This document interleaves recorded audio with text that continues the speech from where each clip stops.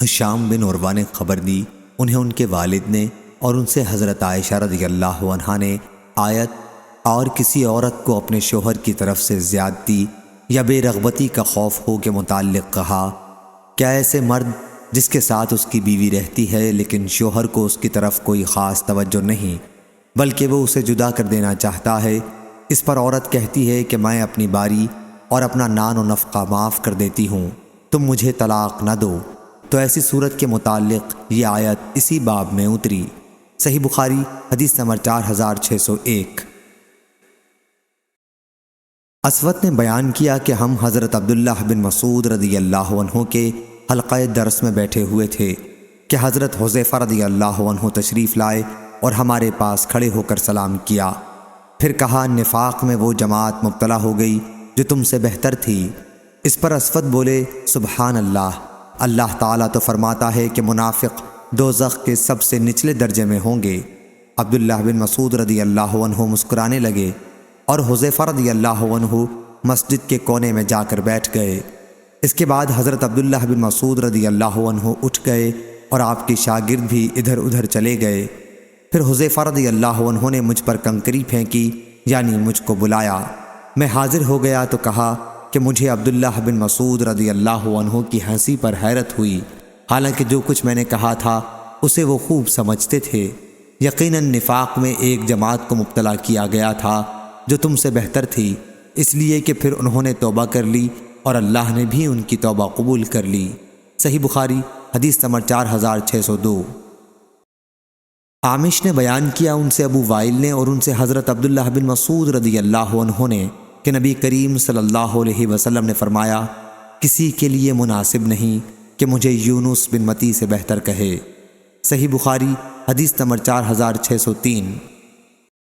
حضرت ابو ہریرہ رضی اللہ عنہ نے بیان کیا کہ نبی کریم صلی اللہ علیہ وسلم نے فرمایا، جو شخص یہ کہتا ہے کہ میں حضرت یونس بن متی سے بہتر ہوں، اس نے جھوٹ کہا۔ صحیح بخاری حدیث نمبر 4604۔ شعبہ نے بیان کیا ان سے ابو اسحاق نے اور انہوں نے برا بن عازب رضی اللہ عنہ سے سنا، انہوں نے بیان کیا کہ سب سے آخر میں جو سورت نازل ہوئی وہ سورہ برات ہے، اور احکام میراث کے سلسلے میں سب سے آخر میں جو آیت نازل ہوئی وہ یستفتونک قل اللہ یفتیکم فی الکلالہ ہے۔ صحیح بخاری حدیث نمبر 4605۔ سفیان ثوری نے بیان کیا ان سے قیس بن اسلم نے اور ان سے طارق بن شہاب نے کہ یہودیوں نے حضرت عمر رضی اللہ عنہ سے کہا کہ آپ لوگ ایک ایسی آیت کی تلاوت کرتے ہیں کہ اگر ہمارے یہاں وہ نازل ہوئی ہوتی تو ہم جس دن وہ نازل ہوئی ہوتی اس دن عید منایا کرتے۔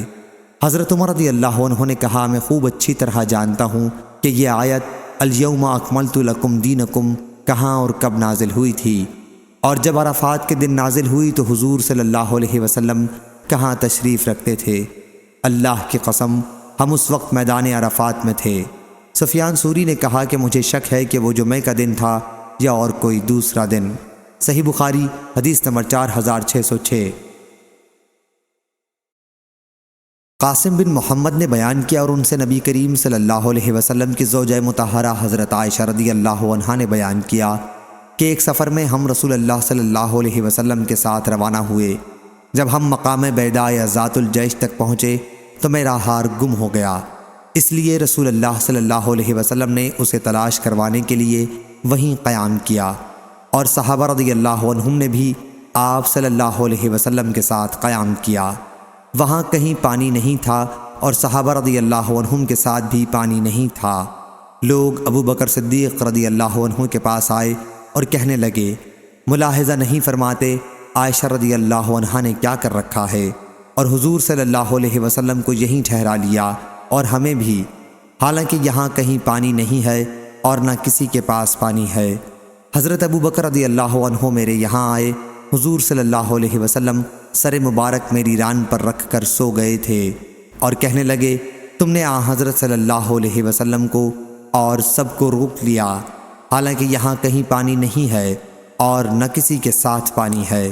حضرت عائشہ رضی اللہ عنہا نے بیان کیا کہ ابو بکر صدیق رضی اللہ عنہ مجھ پر بہت خفا ہوئے، اور جو اللہ کو منظور تھا مجھے کہا سنا، اور ہاتھ سے میری کوکھ میں کچوکے لگائے۔ میں نے صرف اس خیال سے کوئی حرکت نہیں کی کہ حضرت صلی اللہ علیہ وسلم میری ران پر اپنا سر رکھے ہوئے تھے۔ پھر حضور صلی اللہ علیہ وسلم اٹھے اور صبح تک کہیں پانی کا نام و نشان نہیں تھا۔ پھر اللہ تعالیٰ نے تیمم کی آیت اتاری تو اسید بن حضیر رضی اللہ عنہ نے کہا کہ آل ابی بکر یہ تمہاری کوئی پہلی برکت نہیں ہے۔ بیان کیا کہ پھر ہم نے وہ اونٹ اٹھایا جس پر میں سوار تھی تو ہار اسی کے نیچے مل گیا۔ صحیح بخاری حدیث نمبر 4607۔ عبد الرحمن بن قاسم نے بیان کیا ان سے ان کے والد قاسم نے اور ان سے حضرت عائشہ رضی اللہ عنہا نے کہ میرا ہار مقام بیدا میں گم ہو گیا تھا۔ ہم مدینہ واپس آ رہے تھے، نبی کریم صلی اللہ علیہ وسلم نے وہیں اپنی سواری روک دی اور اتر گئے۔ پھر حضور صلی اللہ علیہ وسلم سر مبارک میری گود میں رکھ کر سو رہے تھے کہ ابو بکر رضی اللہ عنہ اندر آ گئے اور میرے سینے پر زور سے ہاتھ مار کر فرمایا کہ ایک ہار کے لیے تم نے حضور صلی اللہ علیہ وسلم کو روک لیا۔ لیکن حضور صلی اللہ علیہ وسلم کے آرام کے خیال سے میں بے حس و حرکت بیٹھی رہی، حالانکہ مجھے تکلیف ہوئی تھی۔ پھر حضور صلی اللہ علیہ وسلم بیدار ہوئے اور صبح کا وقت ہوا اور پانی کی تلاش ہوئی، لیکن کہیں پانی کا نام و نشان نہ تھا۔ اسی وقت یہ آیت اتری، یا ایھا الذین آمنوا اذا قمتم الی الصلاۃ۔ اسید بن حضیر رضی اللہ عنہ نے کہا، اے آل ابی بکر، تمہیں اللہ تعالیٰ نے لوگوں کے لیے باعث برکت بنایا ہے، یقیناً تم لوگوں کے لیے باعث برکت ہو۔ تمہارا ہار گم ہوا، اللہ نے اس کی وجہ سے تیمم کی آیت نازل فرما دی جو قیامت تک مسلمانوں کے لیے آسانی اور برکت ہے۔ علی ھذا القیاس۔ صحیح بخاری حدیث نمبر 4608۔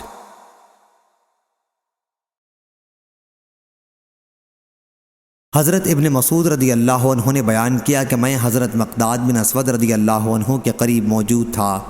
دوسری سند حمدان بن عمر نے بیان کیا، کہا ہم سے ابو نضر ہاشم بن قاسم نے بیان کیا، کہا ہم سے عبید اللہ بن عبد الرحمن اشجعی نے بیان کیا، ان سے سفیان سوری نے، ان سے مخارق بن عبداللہ نے، ان سے طارق بن شہاب نے اور ان سے حضرت عبداللہ بن مسعود رضی اللہ عنہ نے بیان کیا کہ جنگ بدر کے موقع پر مقداد بن اسود رضی اللہ عنہ نے کہا تھا، یا رسول اللہ صلی اللہ علیہ وسلم، ہم آپ سے وہ بات نہیں کہیں گے جو بنی اسرائیل نے موسیٰ علیہ السلام سے کہی تھی کہ آپ خود اور آپ کے خدا چلے جائیں اور آپ دونوں لڑ بھڑ لیں، ہم تو یہاں سے ٹلنے کے نہیں آپ چلیے، ہم آپ کے ساتھ جان دینے کو حاضر ہیں۔ رسول اللہ صلی اللہ علیہ وسلم کو ان کی اس بات سے خوشی ہوئی۔ اس حدیث کو وکی نے بھی سفیان سوری سے، انہوں نے مخارق سے، انہوں نے طارق سے روایت کیا ہے کہ مقداد رضی اللہ عنہ نے حضرت صلی اللہ علیہ وسلم سے یہ عرض کیا جو اوپر بیان ہوا۔ صحیح بخاری حدیث نمبر 4609۔ ابو قلابہ کے غلام نے بیان کیا اور ان سے ابو قلابہ نے کہ وہ امیر المومنین عمر بن عبدالعزیز رحمہ اللہ خلیفہ کے پیچھے بیٹھے ہوئے تھے۔ مجلس میں قسامت کا ذکر آ گیا۔ لوگوں نے کہا کہ قسامت میں قصاص لازم ہوگا، آپ سے پہلے خلفائے راشدین نے بھی اس میں قصاص لیا ہے۔ پھر عمر بن عبدالعزیز رحمہ اللہ ابو قلابہ کی طرف متوجہ ہوئے، وہ پیچھے بیٹھے ہوئے تھے، اور پوچھا، عبداللہ بن زید تمہاری کیا رائے ہے؟ یا یوں کہا کہ ابو قلابہ آپ کی کیا رائے ہے؟ میں نے کہا کہ مجھے تو کوئی ایسی صورت معلوم نہیں ہے کہ اسلام میں کسی شخص کا قتل جائز ہو، سوائے اس کے کہ کسی نے شادی شدہ ہونے کے باوجود زنا کیا ہو، یا ناحق کسی کو قتل کیا ہو، یا اللہ اور اس کے رسول سے لڑا ہو، مرتد ہو گیا ہو۔ اس پر انبسہ نے کہا کہ ہم سے انس رضی اللہ عنہ نے اس طرح حدیث بیان کی تھی۔ ابو قلابہ بولے کہ مجھ سے بھی انہوں نے یہ حدیث بیان کی تھی۔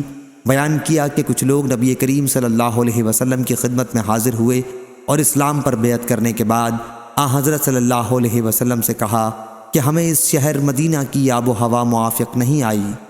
حضرت صلی اللہ علیہ وسلم نے ان سے فرمایا کہ ہمارے یہ اونٹ چرنے جا رہے ہیں، تم بھی ان کے ساتھ چلے جاؤ اور ان کا دودھ اور پیشاب پیو، کیونکہ ان کے مرض کا یہی علاج تھا۔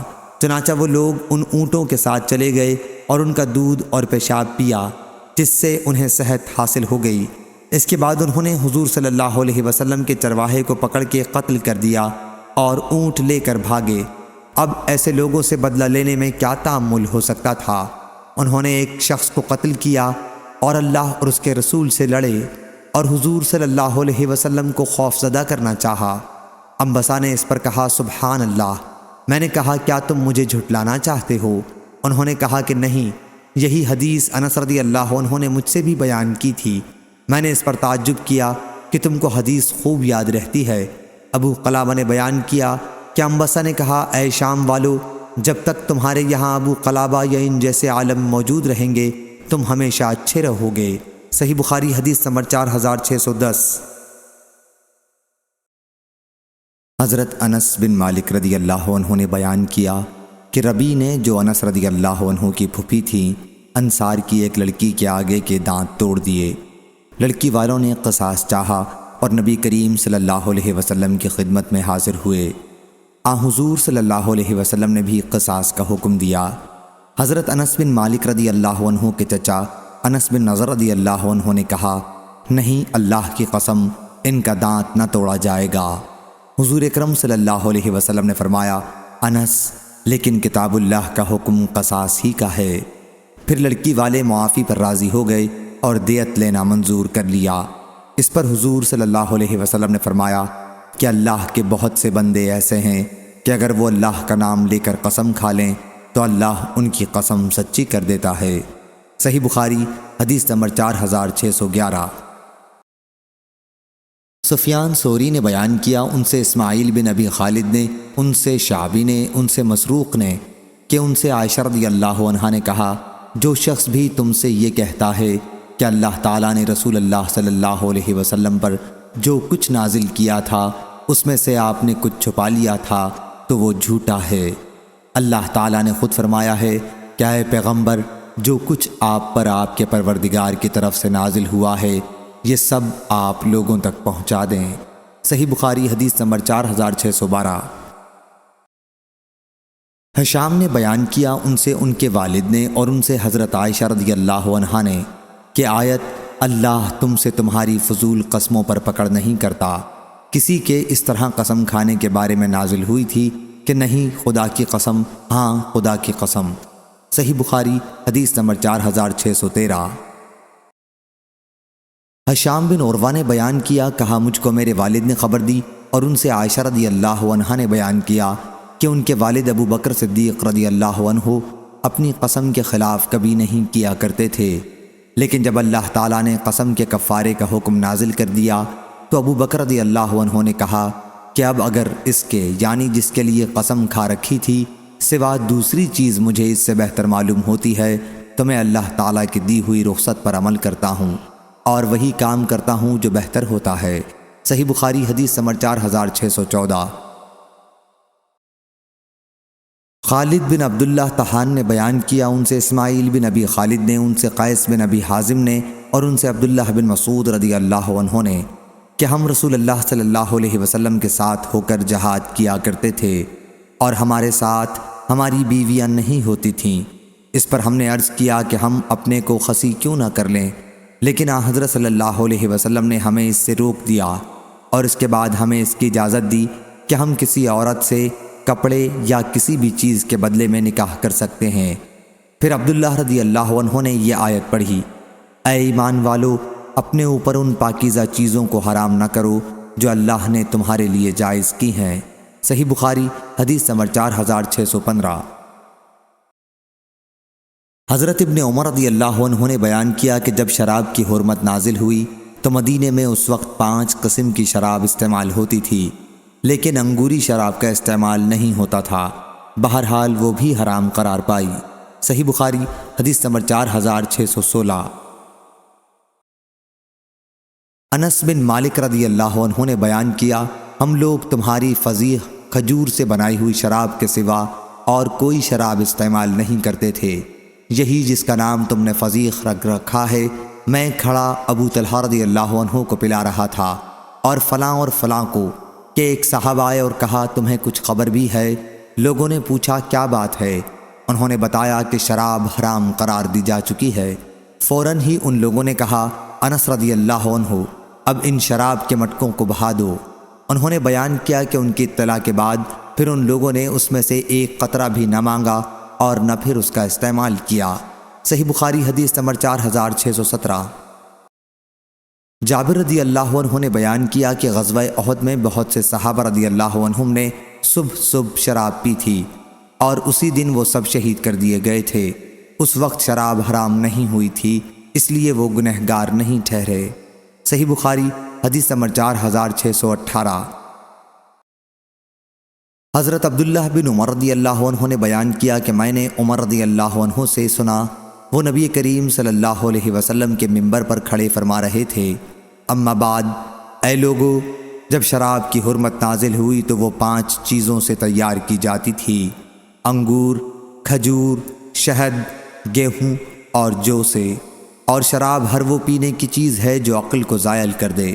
صحیح بخاری حدیث نمبر 4619۔ حماد بن زید نے بیان کیا، کہا ہم سے ثابت نے ان سے انس بن مالک رضی اللہ عنہ نے کہ حرمت نازل ہونے کے بعد جو شراب بہائی گئی تھی وہ فسیخ تھی۔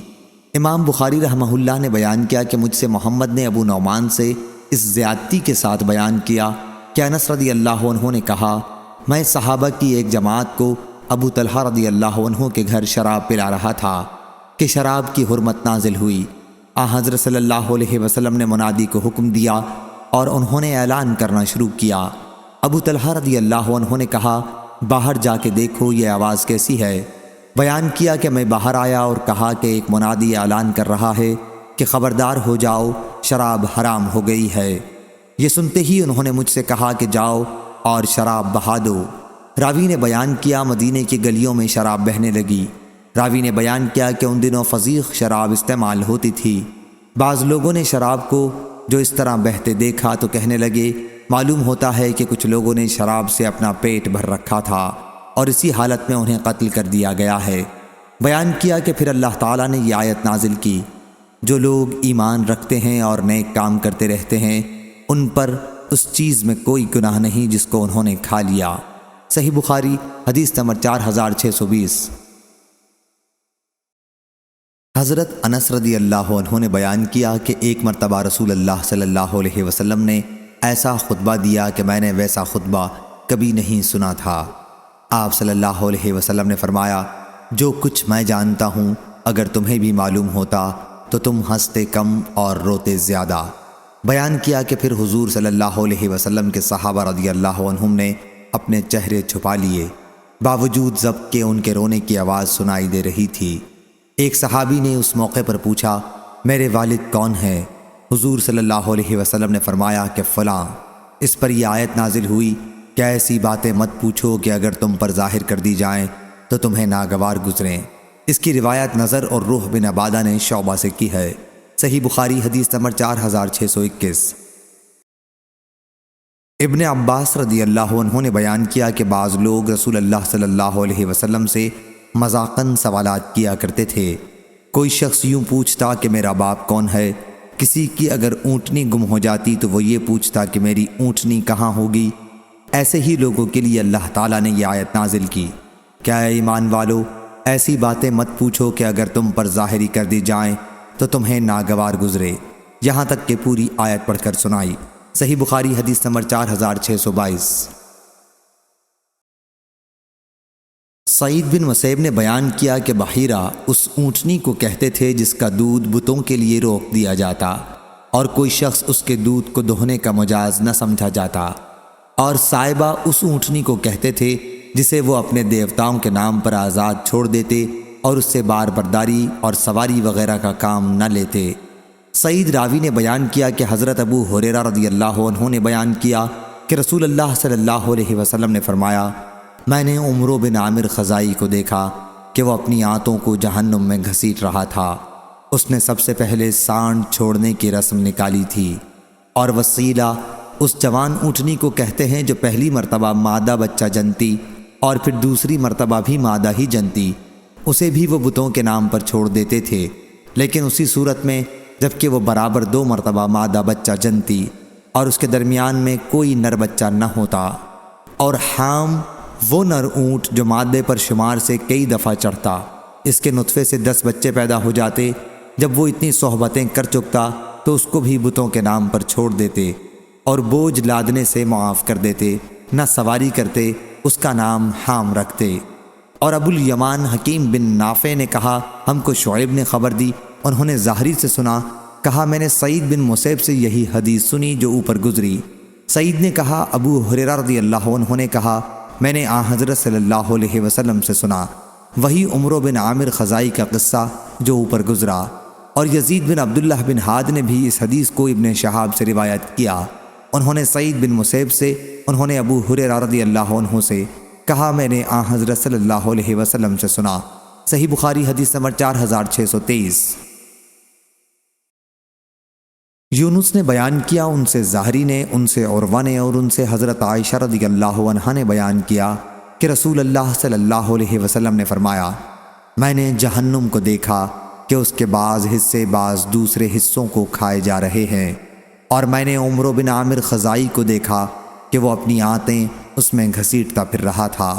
یہی وہ شخص ہے جس نے سب سے پہلے سانڈ چھوڑنے کی رسم ایجاد کی تھی۔ صحیح بخاری حدیث نمبر 4624۔ حضرت ابن عباس رضی اللہ عنہ نے بیان کیا کہ رسول اللہ صلی اللہ علیہ وسلم نے خطبہ دیا اور فرمایا اے لوگو، تم اللہ کے پاس جمع کیے جاؤ گے، ننگے پاؤں، ننگے جسم اور بغیر ختنہ کے۔ پھر آپ نے یہ آیت پڑھی جس طرح ہم نے اول بار پیدا کرنے کے وقت ابتدا کی تھی اسی طرح اسے دوبارہ زندہ کر دیں گے، ہمارے ذمہ وعدہ ہے، ہم ضرور اسے کر کے ہی رہیں گے، آخر آیت تک۔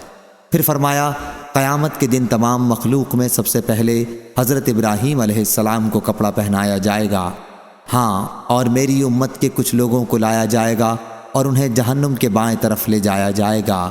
میں عرض کروں گا میرے رب یہ تو میرے امتی ہیں۔ مجھ سے کہا جائے گا آپ کو نہیں معلوم ہے کہ انہوں نے آپ کے بعد نئی نئی باتیں شریعت میں نکالی تھیں؟ اس وقت میں بھی وہی کہوں گا جو عبد صالح حضرت عیسیٰ علیہ السلام نے کہا ہوگا کہ میں ان کا حال دیکھتا رہا جب تک میں ان کے درمیان رہا، پھر جب تو نے مجھے اٹھا لیا جب سے تو ہی ان پر نگران ہے۔ مجھے بتایا جائے گا کہ آپ کی جدائی کے بعد وہ لوگ دین سے پھر گئے تھے۔ صحیح بخاری حدیث نمبر 4625۔ سعید بن جبیر نے بیان کیا ان سے ابن عباس رضی اللہ عنہ نے کہ رسول اللہ صلی اللہ علیہ وسلم نے فرمایا تمہیں قیامت کے دن جمع کیا جائے گا اور کچھ لوگوں کو جہنم کی طرف لے جایا جائے گا۔ اس وقت میں بھی وہی کہوں گا جو نیک بندے نے کہا ہوگا، میں ان کا حال دیکھتا رہا جب تک میں ان کے درمیان رہا، آخر آیت العزیز الحکیم تک۔ صحیح بخاری حدیث نمبر 4626۔ ابراہیم بن سعد نے بیان کیا ان سے ابن شہاب نے، ان سے سالم بن عبداللہ نے، اور ان سے ان کے والد عبداللہ بن عمر رضی اللہ عنہ نے کہ رسول اللہ صلی اللہ علیہ وسلم نے فرمایا غیب کے خزانچے 5 ہیں، جیسا کہ ارشاد باری ہے بے شک اللہ ہی کو قیامت کی خبر ہے اور وہی جانتا ہے کہ رحموں میں کیا ہے، اور کوئی بھی نہیں جان سکتا کہ وہ کل کیا عمل کرے گا، اور نہ کوئی یہ جان سکتا ہے کہ وہ کس زمین پر مرے گا، بے شک اللہ ہی علم والا ہے، خبر رکھنے والا ہے۔ صحیح بخاری حدیث نمبر 4627۔ حضرت جابر رضی اللہ عنہ نے بیان کیا کہ جب یہ آیت قل هو القادر علی ان یبعث علیکم عذابا من فوقکم نازل ہوئی تو رسول اللہ صلی اللہ علیہ وسلم نے کہا اے اللہ میں تیرے منہ کی پناہ مانگتا ہوں۔ پھر یہ اترا او من تحت ارجلکم، آپ نے فرمایا یا اللہ میں تیرے منہ کی پناہ مانگتا ہوں۔ پھر یہ اترا او یلبسکم شیئا ویذیق بعدکم باسا بعد، اس وقت حضرت صلی اللہ علیہ وسلم نے فرمایا یہ پہلے عذابوں سے ہلکا یا آسان ہے۔ صحیح بخاری حدیث نمبر 4628۔ عبداللہ رضی اللہ عنہ نے بیان کیا کہ جب آیت وَلَمْ يَلْبِسُوا أَيْمَانَهُمْ بِظُلْمٍ نازل ہوئی تو صحابہ رضی اللہ عنہم نے کہا ہم میں کون ہوگا جس کا دامن ظلم سے پاک ہو؟ اس پر یہ آیت اتری بے شک شرک ظلم عظیم ہے۔ صحیح بخاری حدیث نمبر 4629۔ ابو العالیہ نے بیان کیا کہ مجھ سے تمہارے نبی کے چچزاد بھائی یعنی ابن عباس رضی اللہ عنہ نے بیان کیا کہ نبی کریم صلی اللہ علیہ وسلم نے فرمایا کسی کے لیے مناسب نہیں کہ مجھے یونس بن متا علیہ السلام سے بہتر بتائے۔ صحیح بخاری حدیث نمبر 4630۔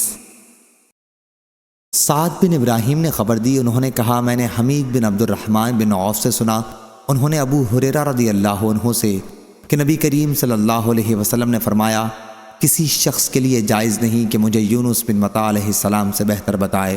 صحیح بخاری حدیث نمبر 4631۔ مجاہد نے خبر دی کہ انہوں نے حضرت ابن عباس رضی اللہ عنہ سے پوچھا کہ سورہ صاد میں سجدہ ہے؟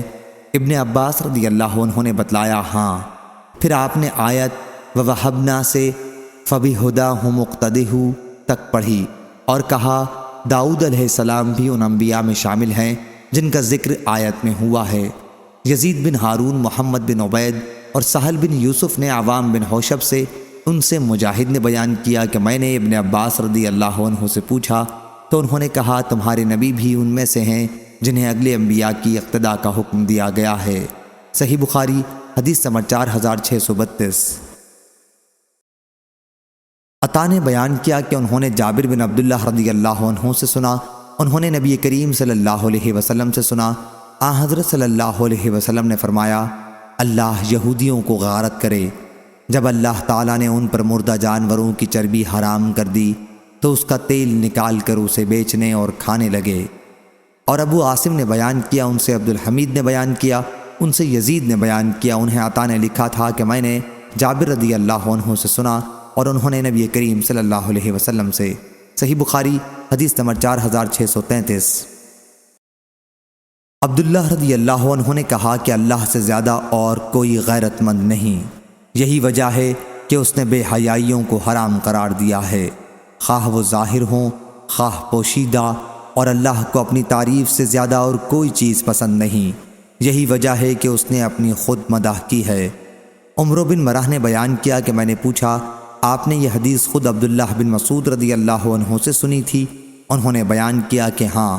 میں نے پوچھا اور انہوں نے رسول اللہ صلی اللہ علیہ وسلم کے حوالے سے حدیث بیان کی تھی؟ کہا کہ ہاں۔ صحیح بخاری حدیث نمبر 4634۔ حضرت ابو ہریرہ رضی اللہ عنہ نے بیان کیا کہ رسول اللہ صلی اللہ علیہ وسلم نے فرمایا اس وقت تک قیامت قائم نہ ہوگی جب تک سورج مغرب سے طلوع نہ ہو لے۔ جب لوگ اسے دیکھیں گے تو ایمان لائیں گے، لیکن یہ وہ وقت ہوگا جب کسی ایسے شخص کو اس کا ایمان کوئی نفع نہ دے گا جو پہلے سے ایمان نہ رکھتا ہو۔ صحیح بخاری حدیث نمبر 4635۔ حضرت ابو ہریرہ رضی اللہ عنہ نے بیان کیا کہ رسول اللہ صلی اللہ علیہ وسلم نے فرمایا قیامت اس وقت تک قائم نہ ہوگی جب تک سورج مغرب سے نہ طلوع ہو لے۔ جب مغرب سے سورج طلوع ہوگا اور لوگ دیکھ لیں گے تو سب ایمان لائیں گے، لیکن یہ وقت ہوگا جب کسی کو اس کا ایمان نفع نہ دے گا۔ پھر آپ صلی اللہ علیہ وسلم نے اس آیت کی تلاوت کی۔ صحیح بخاری حدیث نمبر 4636۔ عمرو بن مرہ نے بیان کیا کہ میں نے ابو وائل سے پوچھا کیا تم نے یہ حدیث ابن مسعود رضی اللہ عنہ سے خود سنی ہے؟ انہوں نے کہا کہ ہاں، اور انہوں نے رسول اللہ صلی اللہ علیہ وسلم سے بیان کیا۔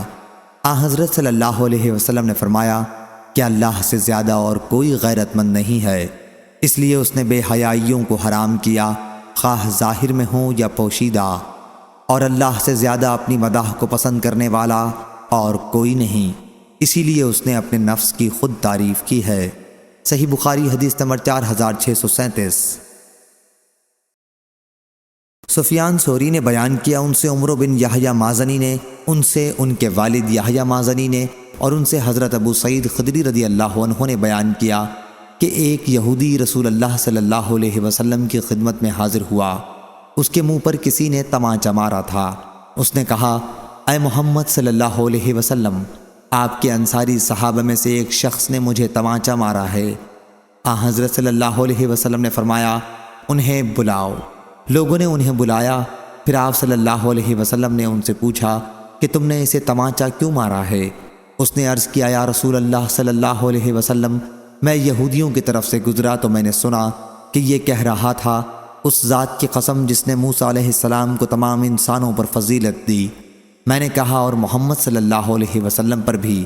مجھے اس کی بات پر غصہ آ گیا اور میں نے اسے تمانچہ مار دیا۔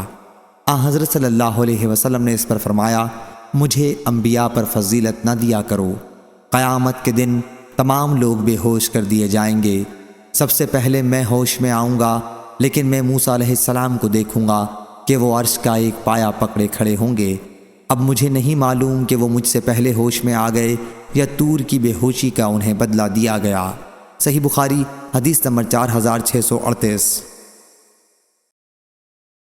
شعبہ نے بیان کیا، ان سے عبد الملک نے، ان سے عمر بن حریث نے، اور ان سے سعید بن زید رضی اللہ عنہ نے کہ نبی کریم صلی اللہ علیہ وسلم نے فرمایا، کھمبی من میں سے ہے اور اس کا پانی آنکھوں کے لیے شفا ہے۔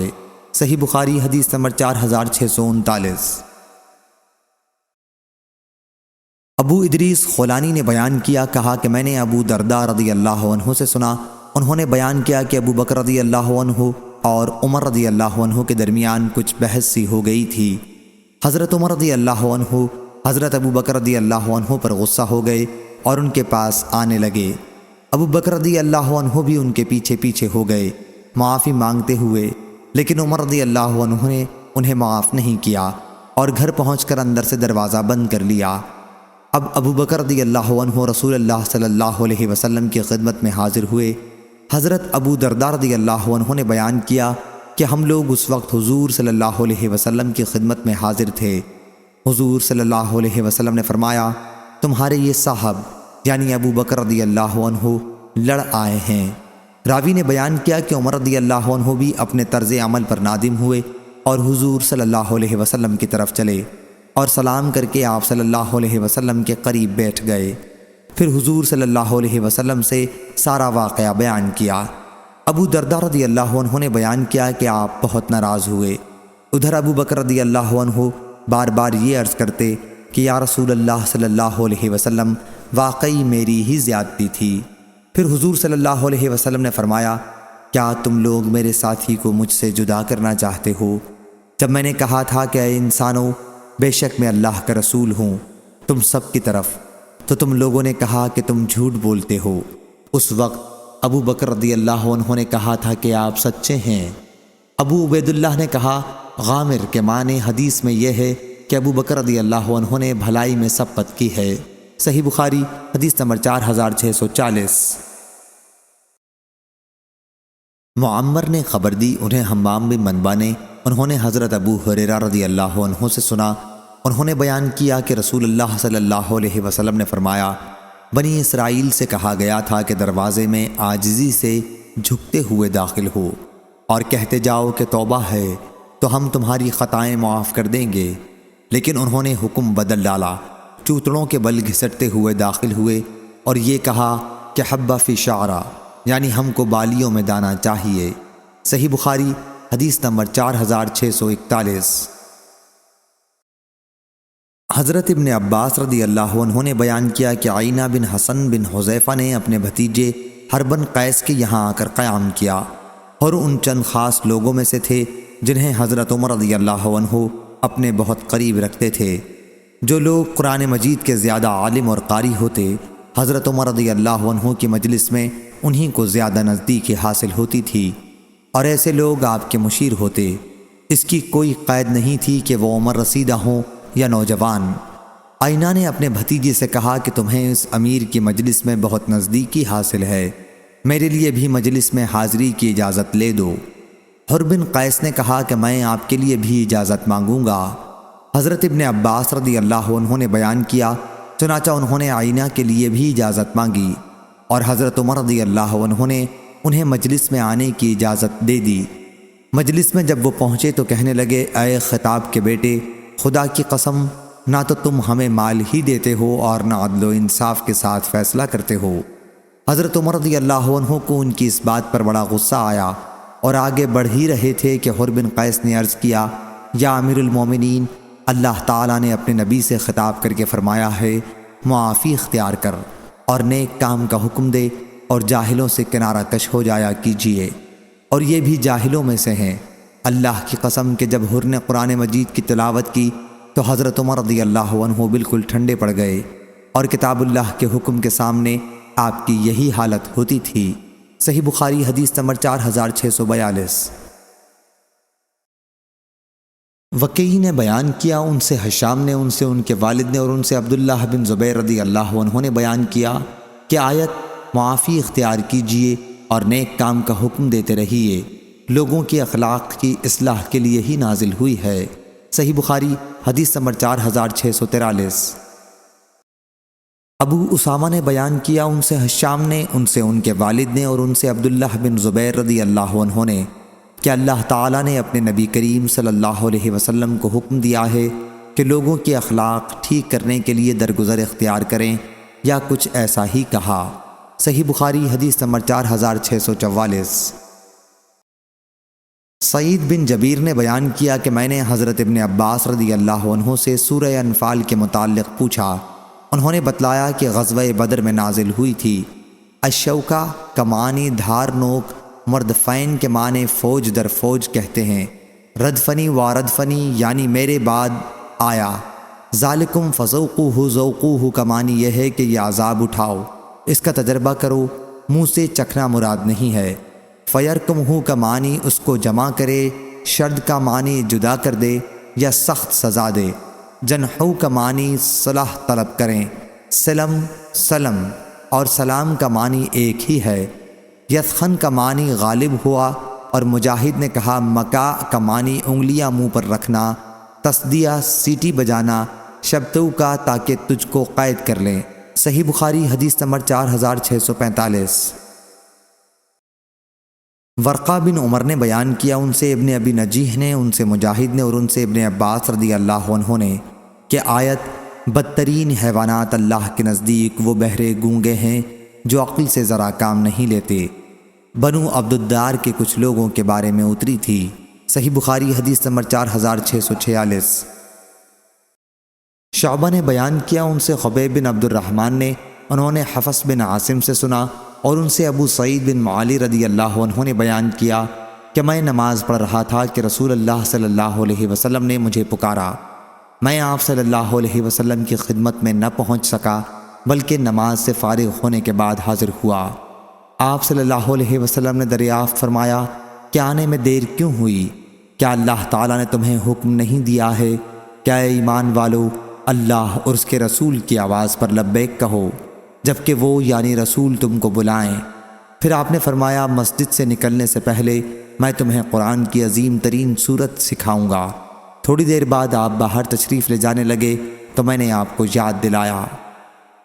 اور معاذ بن معاذ عنبری نے اس حدیث کو یوں روایت کیا کہ ہم سے شعبہ نے بیان کیا، ان سے خبیب نے، انہوں نے حفص سے سنا، اور انہوں نے ابو سعید بن معالی رضی اللہ عنہ سے جو نبی کریم صلی اللہ علیہ وسلم کے صحابی تھے سنا، اور انہوں نے بیان کیا وہ سورت الحمدللہ رب العالمین ہے جس میں 7 آیتیں ہیں جو ہر نماز میں مکرر پڑھی جاتی ہیں۔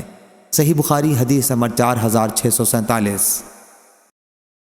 شعبہ نے بیان کیا ان سے صاحب زیادی عبد الحمید نے جو کردید کے صاحبزادے تھے، انہوں نے انس بن مالک رضی اللہ عنہ سے سنا کہ ابو جہل نے کہا تھا کہ اے اللہ اگر یہ کلام تیری طرف سے واقعی حق ہے تو ہم پر آسمانوں سے پتھر برسا دے، یا پھر کوئی اور ہی عذاب دردناک لے آ۔ تو اس پر آیت حالانکہ اللہ ایسا نہیں کرے گا کہ انہیں عذاب دے اس حال میں کہ آپ ان میں موجود ہوں، اور نہ اللہ ان پر عذاب لائے گا اس حال میں کہ وہ استغفار کر رہے ہوں۔ ان لوگوں کے لیے کیا وجہ کہ اللہ ان پر عذاب ہی سرے سے نہ لائے، درآں حالانکہ وہ مسجد حرام سے روکتے ہیں، آخر آیت تک۔ صحیح بخاری حدیث نمبر 4648۔ شعبہ نے بیان کیا ان سے صاحب زیادی عبد الحمید نے، اور انہوں نے حضرت انس بن مالک رضی اللہ عنہ سے سنا، انہوں نے بیان کیا کہ ابو جہل نے کہا تھا کہ اے اللہ اگر یہ کلام تیری طرف سے واقعی حق ہے تو ہم پر آسمان سے پتھر برسا دے، یا پھر کوئی اور ہی عذاب لے آ۔ اس پر یہ آیت نازل ہوئی، حالانکہ اللہ ایسا نہیں کرے گا کہ انہیں عذاب دے اس حال میں کہ آپ ان میں موجود ہوں، اور نہ اللہ ان پر عذاب لائے گا اس حال میں کہ وہ استغفار کر رہے ہوں۔ ان لوگوں کو اللہ کیوں نہ عذاب کرے جن کا حال یہ ہے کہ وہ مسجد حرام سے روکتے ہیں، آخر آیت تک۔ صحیح بخاری حدیث نمبر 4649۔ حسن بن عبدالعزیز نے بیان کیا، کہا ہم سے عبداللہ بن یحییٰ نے، کہا ہم سے حیوہ بن شریح نے، انہوں نے بکر بن عمرو سے، انہوں نے بکیر سے، انہوں نے نافع سے، انہوں نے عبداللہ بن عمر رضی اللہ عنہ سے کہ ایک شخص حبان یا علا بن عرار نامی نے پوچھا، ابو عبد الرحمن، آپ نے قرآن کی آیت نہیں سنی کہ جب مسلمانوں کی دو جماعتیں لڑنے لگیں الخ، اس آیت کے بموجب تم حضرت علی اور معاویہ رضی اللہ عنہ دونوں سے کیوں نہیں لڑتے، جیسے اللہ نے فرمایا فقاتلوا التی تبغی۔ انہوں نے کہا میرے بھتیجے، اگر میں اس آیت کی تعویل کر کے مسلمانوں سے نہ لڑوں تو یہ مجھ کو اچھا معلوم ہوتا ہے بنسبت اس کے کہ میں اس آیت وَمَن يَقْتُلُ مُؤْمِنًا مُتَعَمِّدًا کی تعویل کروں۔ وہ شخص کہنے لگا اچھا اس آیت کو کیا کرو گے جس میں مذکور ہے کہ ان سے لڑو تاکہ فتنہ باقی نہ رہے اور سارا دین اللہ کا ہو جائے۔ عبداللہ بن عمر رضی اللہ عنہ نے کہا واہ واہ، یہ لڑائی تو ہم حضرت صلی اللہ علیہ وسلم کے عہد میں کر چکے۔ اس وقت مسلمان بہت تھوڑے تھے اور مسلمان کو اسلام اختیار کرنے پر تکلیف دی جاتی، قتل کرتے، قید کرتے، یہاں تک کہ اسلام پھیل گیا، مسلمان بہت ہو گئے۔ اب فتنہ جو اس آیت میں مذکور ہے وہ کہاں رہا؟ جب اس شخص نے دیکھا کہ عبداللہ بن عمر رضی اللہ عنہ کسی طرح لڑائی پر اس کے موافق نہیں ہوتے تو کہنے لگا اچھا بتلاؤ علی رضی اللہ عنہ اور عثمان رضی اللہ عنہ کے بارے میں تمہارا کیا اعتقاد ہے؟ انہوں نے کہا ہاں یہ کہو تو سنو، علی رضی اللہ عنہ اور عثمان رضی اللہ عنہ کے بارے میں اپنا اعتقاد بیان کرتا ہوں۔ عثمان رضی اللہ عنہ کا جو قصور تم بیان کرتے ہو کہ وہ جنگ احد میں بھاگ نکلے تو اللہ نے ان کا یہ قصور معاف کر دیا، مگر تم کو یہ معافی پسند نہیں، جب تو اب تک ان پر قصور لگاتے جاتے ہو۔ اور علی مرتضیٰ رضی اللہ عنہ تو سبحان اللہ حضرت صلی اللہ علیہ وسلم کے چچزاد بھائی اور آپ کے داماد بھی تھے، اور ہاتھ سے اشارہ کر کے بتلایا یہ ان کا گھر ہے جہاں تم دیکھ رہے ہو۔ صحیح بخاری حدیث نمبر 4650۔ سعید بن جبیر نے بیان کیا، کہا کہ ابن عمر رضی اللہ عنہ ہمارے پاس تشریف لائے تو ایک صاحب نے ان سے پوچھا کہ مسلمانوں کے باہمی فتنہ اور جنگ کے بارے میں آپ کی کیا رائے ہے؟ ابن عمر رضی اللہ عنہ نے ان سے پوچھا تمہیں معلوم بھی ہے فتنہ کیا چیز ہے؟ محمد صلی اللہ علیہ وسلم مشرکین سے جنگ کرتے تھے اور ان میں ٹھہر جانا ہی فتنہ تھا۔ حضرت صلی اللہ علیہ وسلم کی جنگ تمہاری ملک و سلطنت کی خاطر جنگ کی طرح نہیں تھی۔ صحیح بخاری حدیث نمبر 4651۔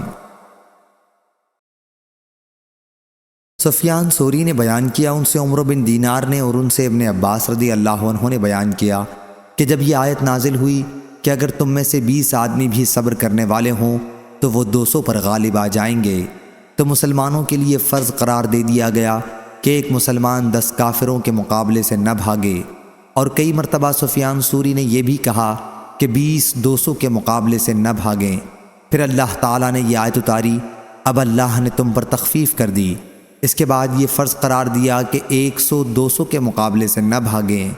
سفیان ثوری نے ایک مرتبہ اس زیادتی کے ساتھ روایت بیان کی کہ آیت نازل ہوئی، اے نبی مومنوں کو قتال پر آمادہ کرو اگر تم میں سے 20 آدمی صبر کرنے والے ہوں گے۔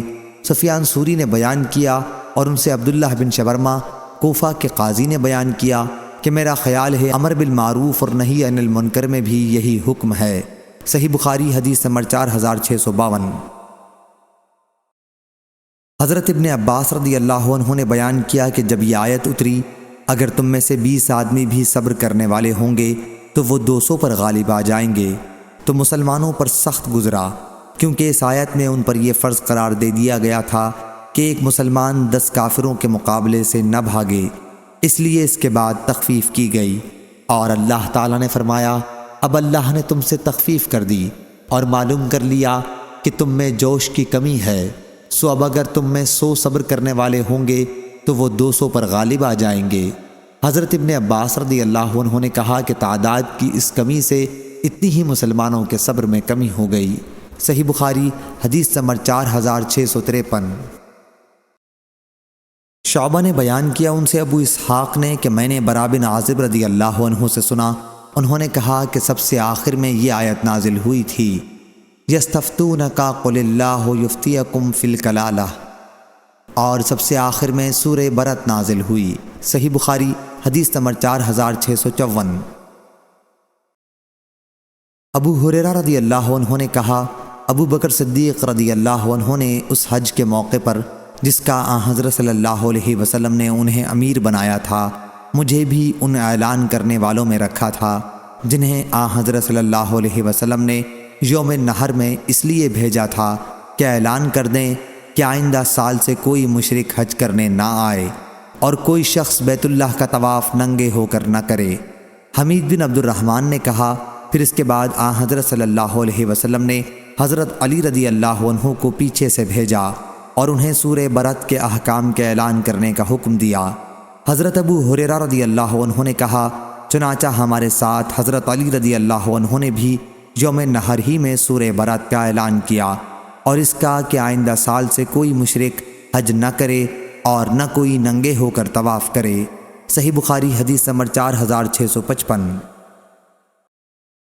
حضرت ابو ہریرہ رضی اللہ عنہ نے کہا، حضرت ابو بکر صدیق رضی اللہ عنہ نے حج کے موقع پر جس کا آن حضرت صلی اللہ علیہ وسلم نے انہیں امیر بنایا تھا، مجھ کو ان اعلان کرنے والوں میں رکھا تھا جنہیں آپ نے یوم نحر میں بھیجا تھا، منا میں یہ اعلان کرنے کے لیے کہ اس سال کے بعد کوئی مشرک حج کرنے نہ آئے اور نہ کوئی شخص بیت اللہ کا طواف ننگا ہو کر کرے۔ حمید نے کہا کہ پھر پیچھے سے نبی کریم صلی اللہ علیہ وسلم نے حضرت علی رضی اللہ عنہ کو بھیجا اور انہیں حکم دیا کہ سورہ برات کا اعلان کر دیں۔ حضرت ابو ہریرہ رضی اللہ عنہ نے کہا کہ پھر حضرت علی رضی اللہ عنہ نے ہمارے ساتھ منا کے میدان میں 10ویں تاریخ میں سورہ برات کا اعلان کیا اور یہ کہ کوئی مشرک آئندہ سال سے حج کرنے نہ آئے اور نہ کوئی بیت اللہ کا طواف ننگا ہو کر کرے۔ صحیح بخاری حدیث نمبر 4656۔ حضرت ابو ہریرہ رضی اللہ عنہ نے خبر دی کہ حضرت ابو بکر صدیق رضی اللہ عنہ نے اس حج کے موقع پر جس کا انہیں رسول اللہ صلی اللہ علیہ وسلم نے امیر بنایا تھا، حجۃ الوداع سے 1 سال پہلے 9 ہجری میں انہیں بھی ان اعلان کرنے والوں میں رکھا تھا جنہیں لوگوں میں آپ نے یہ اعلان کرنے کے لیے بھیجا تھا کہ آئندہ سال سے کوئی مشرک حج کرنے نہ آئے اور نہ کوئی بیت اللہ کا طواف ننگے ہو کر کرے۔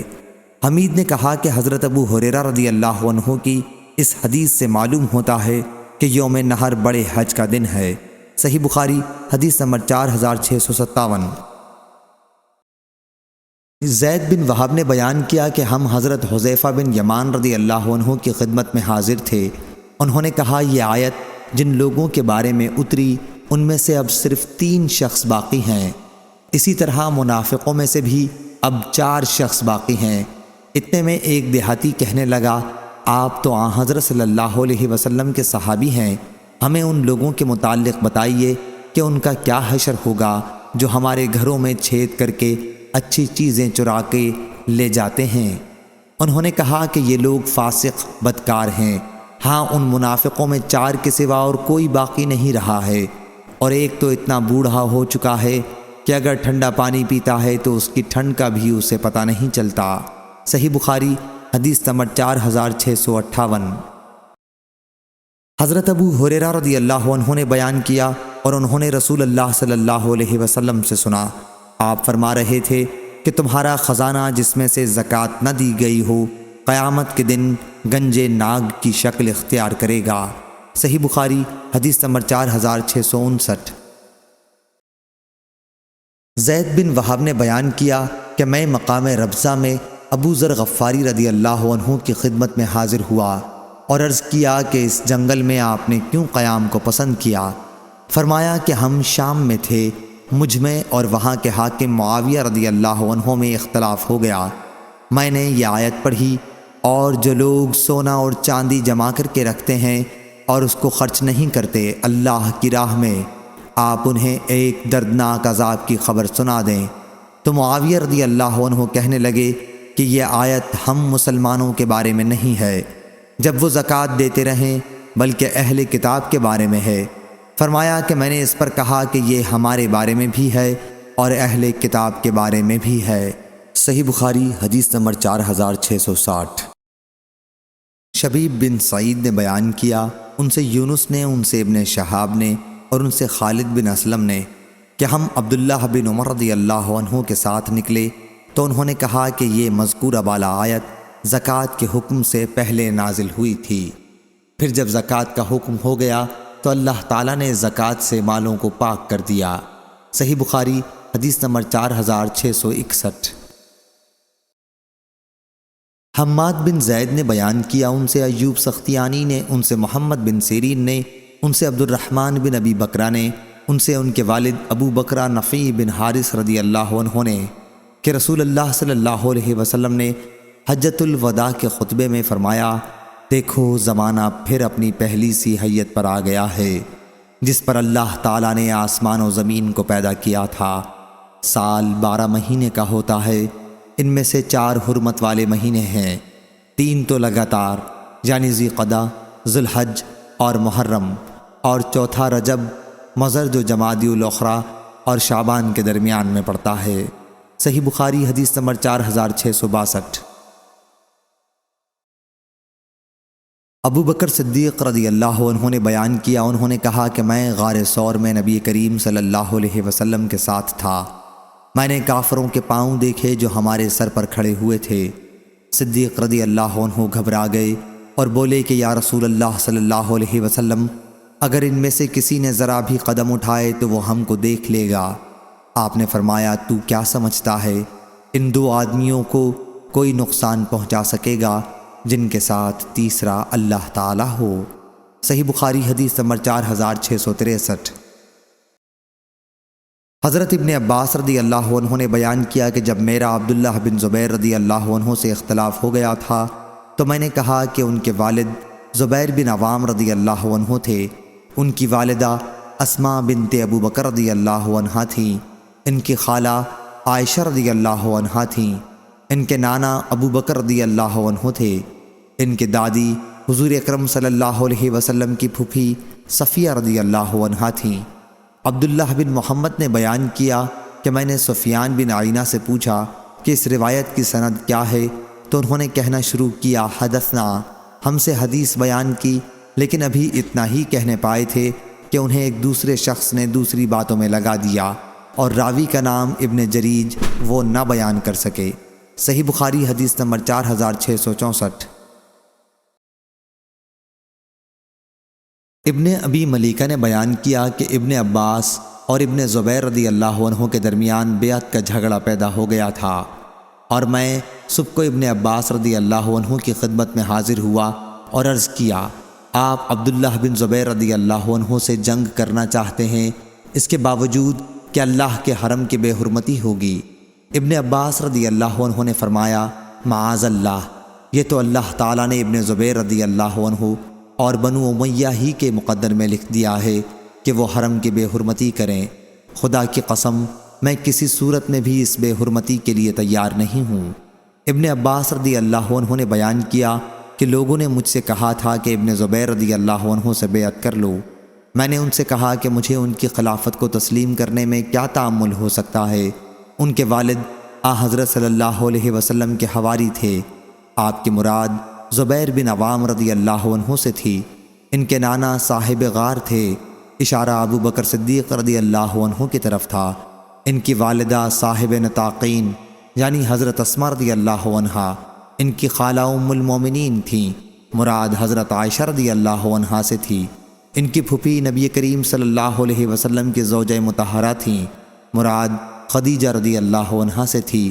حضرت ابن عباس رضی اللہ عنہ کی مراد ان باتوں سے یہ تھی کہ وہ بہت سی خوبیوں کے مالک ہیں، اور حضور اکرم صلی اللہ علیہ وسلم کی پھوپھی ان کی دادی ہیں، اشارہ صفیہ رضی اللہ عنہا کی طرف تھا۔ اس کے علاوہ وہ خود اسلام میں ہمیشہ صاف کردار اور پاک دامن رہے اور قرآن کے عالم ہیں، اور خدا کی قسم اگر وہ مجھ سے اچھا برتاؤ کریں تو ان کو کرنا ہی چاہیے، وہ میرے بہت قریب کے رشتہ دار ہیں، اور اگر وہ مجھ پر حکومت کریں تو خیر حکومت کریں، وہ ہمارے برابر کے عزت والے ہیں۔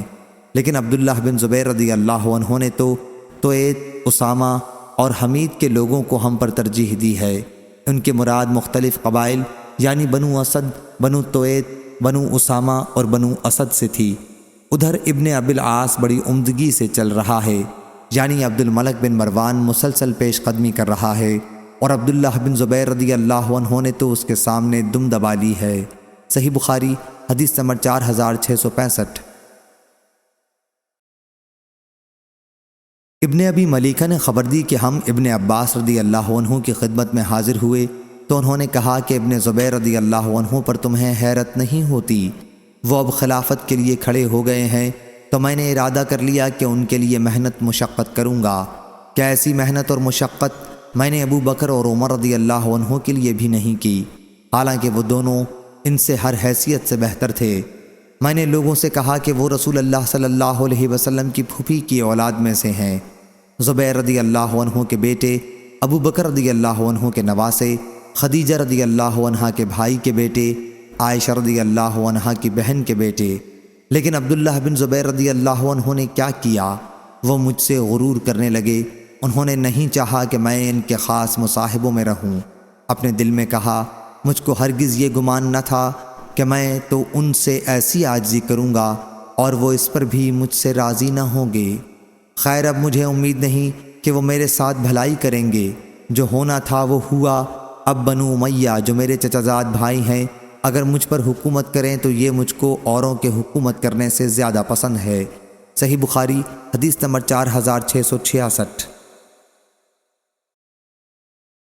ابو سعید خدری رضی اللہ عنہ نے بیان کیا کہ نبی کریم صلی اللہ علیہ وسلم کے پاس کچھ مال آیا تو آپ نے 4 آدمیوں میں اسے تقسیم کر دیا جو 9 مسلم تھے، اور فرمایا کہ میں یہ مال دے کر ان کی دلجوئی کرنا چاہتا ہوں۔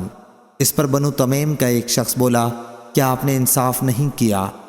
حضرت صلی اللہ علیہ وسلم نے فرمایا کہ اس شخص کی نسل سے ایسے لوگ پیدا ہوں گے جو دین سے باہر ہو جائیں گے۔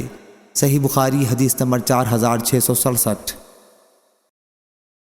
ابو مسعود انصاری رضی اللہ عنہ نے بیان کیا کہ جب ہمیں خیرات کرنے کا حکم ہوا تو ہم مزدوری پر بوجھ اٹھاتے اور اس کی مزدوری صدقے میں دے دیتے۔ چنانچہ ابو عقیل رضی اللہ عنہ اسی مزدوری سے آدھا سا خیرات لے کر آئے اور ایک دوسرے صحابی عبد الرحمن بن عوف رضی اللہ عنہ اس سے زیادہ لائے۔ اس پر منافقوں نے کہا کہ اللہ کو اس یعنی عقیل رضی اللہ عنہ کے صدقے کی کوئی ضرورت نہیں تھی، اور اس دوسرے عبد الرحمن بن عوف رضی اللہ عنہ نے تو محض دکھاوے کے لیے اتنا بہت سا صدقہ دیا ہے۔ چنانچہ یہ آیت نازل ہوئی، کیا ایسے لوگ ہیں جو صدقات کے بارے میں نفل صدقہ دینے والے مسلمانوں پر طعن کرتے ہیں، اور خصوصاً ان لوگوں پر جنہیں بجز ان کی محنت مزدوری کے کچھ نہیں ملتا، آخر آیت تک۔ صحیح بخاری حدیث نمبر 4668۔ ابو مسعود انصاری رضی اللہ عنہ نے بیان کیا کہ رسول کریم صلی اللہ علیہ وسلم صدقے کی ترغیب دیتے تھے تو آپ کے بعض صحابہ رضی اللہ عنہم مزدوری کر کے لاتے اور بڑی مشکل سے 1 مد کا صدقہ کر سکتے، لیکن آج انہی میں بعض ایسے ہیں جن کے پاس لاکھوں درہم ہیں۔ غالباً ان کا اشارہ خود اپنی طرف تھا۔ حماد نے کہا، ہاں سچ ہے۔ صحیح بخاری حدیث نمبر 4669۔ عبید بن اسماعیل نے بیان کیا، ان سے ابو اسامہ نے، ان سے عبید اللہ عمری نے، ان سے نافع نے اور ان سے ابن عمر رضی اللہ عنہ نے کہ جب عبداللہ بن ابی منافق کا انتقال ہوا تو اس کے لڑکے عبداللہ بن عبداللہ رضی اللہ عنہ جو پختہ مسلمان تھے رسول اللہ صلی اللہ علیہ وسلم کی خدمت میں حاضر ہوئے اور عرض کیا کہ آپ صلی اللہ علیہ وسلم اپنی قمیص ان کے والد کے کفن کے لیے عنایت فرما دیں۔ حضرت صلی اللہ علیہ وسلم نے قمیص عنایت فرمائی۔ پھر انہوں نے عرض کی کہ آپ صلی اللہ علیہ وسلم نماز جنازہ بھی پڑھا دیں۔ حضرت صلی اللہ علیہ وسلم نماز جنازہ پڑھانے کے لیے بھی آگے بڑھ گئے۔ اتنے میں حضرت عمر رضی اللہ عنہ نے آپ صلی اللہ علیہ وسلم کا دامن پکڑ لیا اور عرض کیا، یا رسول اللہ صلی اللہ علیہ وسلم اس کی نماز جنازہ پڑھانے جا رہے ہیں، جبکہ اللہ تعالیٰ نے آپ صلی اللہ علیہ وسلم کو اس سے منع بھی فرما دیا ہے۔ حضرت صلی اللہ علیہ وسلم نے فرمایا، اللہ تعالیٰ نے مجھے اختیار دیا ہے، فرمایا ہے کہ آپ صلی اللہ علیہ وسلم ان کے لیے استغفار کریں خواہ نہ کریں۔ اگر آپ ان کے لیے 70 بار بھی استغفار کریں گے تب بھی اللہ انہیں نہیں بخشے گا، اس لیے میں 70 مرتبہ سے بھی زیادہ استغفار کروں گا۔ ممکن ہے کہ اللہ تعالیٰ زیادہ استغفار کرنے سے معاف کر دے۔ حضرت عمر رضی اللہ عنہ بولے، لیکن یہ شخص تو منافق ہے۔ حضرت ابن عمر رضی اللہ عنہ نے بیان کیا کہ آخر حضرت صلی اللہ علیہ وسلم نے اس کی نماز جنازہ پڑھائی۔ اس کے بعد اللہ تعالیٰ نے یہ حکم نازل فرمایا کہ اور ان سے جو کوئی مر جائے اس پر کبھی بھی نماز نہ پڑھیے اور نہ اس کی قبر پر کھڑا ہو۔ صحیح بخاری حدیث نمبر 4670۔ لیث بن سعد نے بیان کیا، ان سے عقیل نے دوسری سند اور ان کے علاوہ ابو صالح عبداللہ بن صالح نے بیان کیا کہ مجھ سے لیث بن سعد نے بیان کیا، ان سے عقیل نے بیان کیا، ان سے ابن شہاب نے بیان کیا، انہیں عبید اللہ ابن عبداللہ نے خبر دی اور ان سے حضرت ابن عباس رضی اللہ عنہ نے، ان سے حضرت عمر رضی اللہ عنہ نے جب عبداللہ بن ابی ابن سلول کی موت ہوئی تو رسول کریم صلی اللہ علیہ وسلم سے اس کی نماز جنازہ پڑھانے کے لیے کہا گیا۔ جب آپ نماز پڑھانے کے لیے کھڑے ہوئے تو میں جلدی سے خدمت نبوی میں پہنچا اور عرض کیا کہ یا رسول اللہ صلی اللہ علیہ وسلم، آپ ابن ابی منافق کی نماز جنازہ پڑھانے لگے ہیں، حالانکہ اس نے فلاں فلاں دن اس طرح کی باتیں اسلام کے خلاف کی تھیں۔ حضرت عمر رضی اللہ عنہ نے بیان کیا کہ میں اس کی کہی ہوئی باتیں ایک ایک کر کے پیش کرنے لگا، لیکن آن حضرت صلی اللہ علیہ وسلم نے تبسم کر کے فرمایا، عمر میرے پاس سے ہٹ جاؤ اور صف میں جا کر کھڑے ہو جاؤ۔ میں نے اصرار کیا تو آپ نے فرمایا کہ مجھے اختیار دیا گیا ہے، اس لیے میں نے ان کے لیے استغفار کرنے اور ان کی نماز جنازہ پڑھانے ہی کو پسند کیا۔ اگر مجھے یہ معلوم ہو جائے کہ 70 مرتبہ سے زیادہ استغفار کرنے سے اس کی مغفرت ہو جائے گی تو میں 70 مرتبہ سے زیادہ استغفار کروں گا۔ بیان کیا کہ پھر آن حضرت صلی اللہ علیہ وسلم نے نماز پڑھائی اور واپس تشریف لائے۔ تھوڑی دیر ابھی ہوئی تھی کہ سورہ برد کی 2 آیتیں نازل ہوئیں کہ ان میں سے جو کوئی مر جائے اس پر کبھی بھی نماز نہ پڑھیے، آخر آیت وہم فاسقون تک۔ حضرت عمر رضی اللہ عنہ نے بیان کیا کہ بعد میں مجھے آن حضرت صلی اللہ علیہ وسلم کے سامنے اپنی اس درجہ جرت پر خود بھی حیرت ہوئی اور اللہ اور اس کے رسول بہتر جاننے والے ہیں۔ صحیح بخاری حدیث نمبر 4671۔ ابن عمر رضی اللہ عنہ نے بیان کیا کہ جب عبداللہ بن ابی کا انتقال ہوا تو اس کے بیٹے عبداللہ بن ابی رسول کریم صلی اللہ علیہ وسلم کی خدمت میں آئے۔ آن حضرت صلی اللہ علیہ وسلم نے انہیں اپنا کرتا عنایت فرمایا اور فرمایا کہ اس کرتے سے اسے کفن دیا جائے۔ پھر آپ اس پر نماز پڑھانے کے لیے کھڑے ہوئے تو عمر رضی اللہ عنہ نے آپ کا دامن پکڑ لیا اور عرض کیا، آپ اس پر نماز پڑھانے کے لیے تیار ہو گئے، حالانکہ یہ منافق ہے، اللہ تعالیٰ بھی آپ کو ان کے لیے استغفار سے منع کر چکا ہے۔ آن حضرت صلی اللہ علیہ وسلم نے فرمایا، کیا اللہ تعالیٰ نے مجھے اختیار دیا ہے یا راوی نے خیرنی کی جگہ لفظ اخبرنی نقل کیا ہے؟ اللہ تعالیٰ کا ارشاد ہے کہ آپ ان کے لیے استغفار کریں خواہ نہ کریں، اگر آپ ان کے لیے 70 بار بھی استغفار کریں گے جب بھی اللہ انہیں نہیں بخشے گا۔ آن حضرت صلی اللہ علیہ وسلم نے فرمایا کہ میں 70 مرتبہ سے بھی زیادہ استغفار کروں گا۔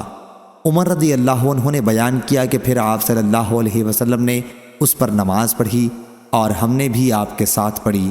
اس کے بعد اللہ تعالیٰ نے یہ آیت اتاری، اور ان میں سے جو کوئی مر جائے آپ اس پر کبھی بھی جنازہ نہ پڑھیں اور نہ اس کی قبر پر کھڑے ہوں، بے شک انہوں نے اللہ اور اس کے رسول کے ساتھ کفر کیا ہے اور وہ اس حال میں مرے ہیں کہ وہ نافرمان تھے۔ صحیح بخاری حدیث نمبر 4672۔ عبداللہ بن کعب بن مالک نے بیان کیا کہ انہوں نے کعب بن مالک رضی اللہ عنہ سے ان کے غزوہ تبوک میں شریک نہ ہو سکنے کا واقعہ سنا۔